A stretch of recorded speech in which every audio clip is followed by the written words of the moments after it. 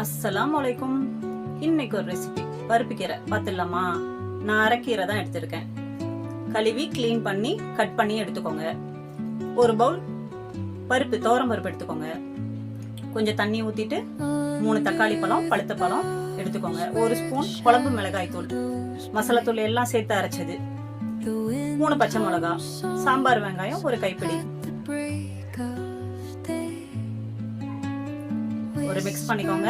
பெருங்காயம் 1 கட்டி,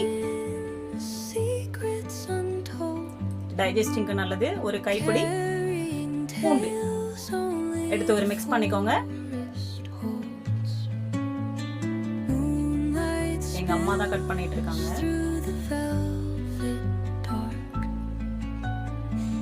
அதையும் அதுல சேர்த்துக்கோங்க. தேவையான தண்ணியும் சேர்த்துக்கோங்க. கெட்டியா வேணும்னா கெட்டியா, தண்ணியா வேணும்னா கொஞ்சம் தண்ணியா, உங்களோட விருப்பம் தான்.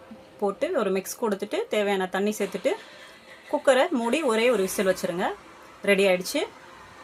இப்போ பார்த்துக்கோங்க திக்னஸ் எப்படி உங்களுக்கு வேணும், தண்ணியாக வேணுமா திக்காக வேணுமா அதை செக் பண்ணிக்கோங்க. கல்லுப்பு, தேவையான கல்லுப்பு போட்டுக்கோங்க. அடுத்து ஒரு தாளிப்பு. ஒரு கடாயில் எண்ணெய் வச்சுட்டு 1 கைப்பிடி சின்ன வெங்காயம், 2 காஞ்ச மிளகா போட்டு ஒரு தாளிப்பு. நல்லா பொன்முருகல் ஆகட்டும், வேக விடுங்க. பொன்முருகல் ஆனோன்னே பருப்பில் சேர்த்துருங்க. சாம்பார் ரெடி. என்னோட சேனல் பிடிச்சிருந்தா சப்ஸ்கிரைப் பண்ணிக்கோங்க. தேங்க்யூ ஃபார் வாட்சிங்.